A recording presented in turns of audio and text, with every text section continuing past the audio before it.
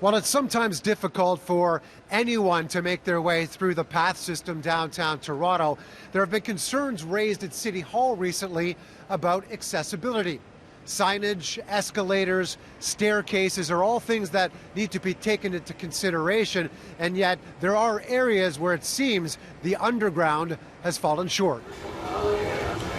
With every twist and turn through the 30-kilometer maze below downtown buildings, there's a set of stairs or an escalator to contend with in the path system. Not easy with a physical disability. There are 3 stairs going that way, and I have to go down, basically go down, with people like me. I have disability, my knees, so it's hard. Sure, there are ramps along the way, some more difficult than others to access, like this one, off the beaten path behind a shop. Need an elevator? At different points, it can be a pain to find it. Then there's the need to call for help just to use it. There are newer maps that can be seen scattered throughout the system, and there are wheelchair indicators.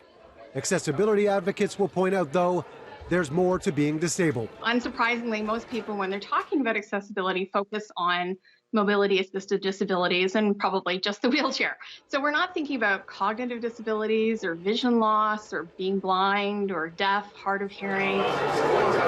Michael McNeely is deaf and a public member of the city's Accessibility Advisory Committee.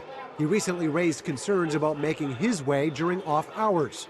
In an email to CityNews, he said, if we are trying to maintain safety in Toronto, then nighttime access, where visibility is impaired, where perhaps there are not as many snow clearing services available, etc., will be paramount for people with disabilities, including those who use wheelchairs or those who are deaf, blind like myself.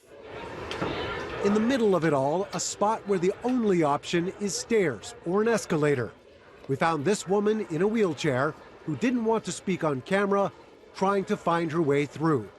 The map indicates needing to find an elevator, next to impossible with no signs pointing the way. Then it's down to a parking level, through more doors, and eventually out the other side. The furthest thing from accessible when already trying to navigate the less than easy path. City staff have been asked to put together a presentation based on all the issues that have been raised. That is expected at the beginning of next year.